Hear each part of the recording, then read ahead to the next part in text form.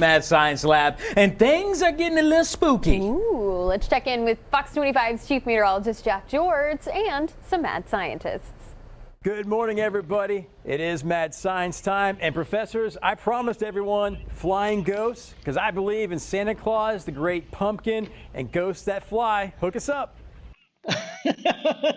Well, Santa Claus is going to be in a couple of months, but we got some stuff for him. Right now, it's all about the great pumpkin. And as you said, ghosts that fly. Now, again, something you can do at home. More ghosts? Yeah, more ghosts. We did ghosts last Friday. Yes. We're doing it again today. Last time it went underwater. This time it's going to fly into the air.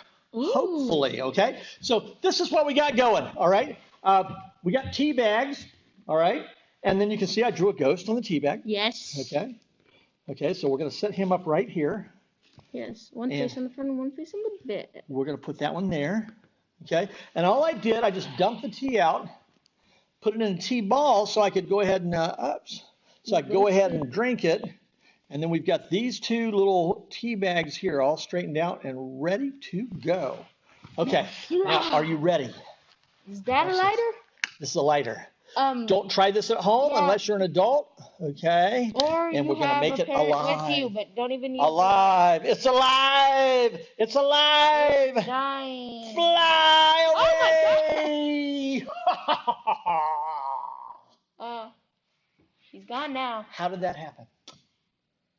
Well, first it burned up. Yeah. But actually, I know what happened. Okay. So the flying tea bag experiment is really a heat experiment masked as a super cool trick. Wow. As the flame burns, it heats the air inside the hollow center of the tea bag. As the air gets hotter, the molecules become less dense and move around.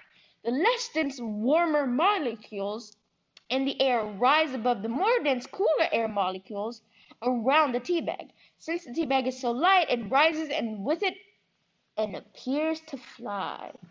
Wow. Very choppy, but I was going to say I lit it on fire and it flew away, but that's pretty much it, okay? So it's actually the air molecules as they get warmer, they tend to rise, and it took the leftover tea bag because it was so light along with it. And that's what?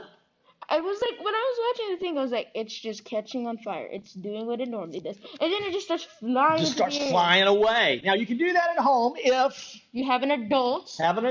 Or pet. Actually, no, never not mind. a pet. No, Jeremy, no. Okay. And make sure that they know what they're doing. Let them do it. Take a tea bag, dump all the tea out, save the tea so you can drink it. Yes. Like I was drinking earlier? Yes. Okay. And then put it in a nice column and let it fly away. And that's what we have for you today, Jeff. Pretty cool, huh? Yes. Awesome, guys. I knew if there was anyone who can make ghosts fly on a Monday morning, it's our Mad Science professors. And make sure you join us on Friday for more Mad Science and a lot more Halloween-y stuff. Big fan of the Halloween-y stuff. Keep it coming. We'll be back on Friday for our Mad Science finale and again on Monday at 10:45 with another Mad Science Monday. Yeah, and if you don't want to miss out on any of that spooky STEM experiments, be sure to set those DVRs because you don't want to miss out on all the fun. And you can even try these great experiments at home with your family.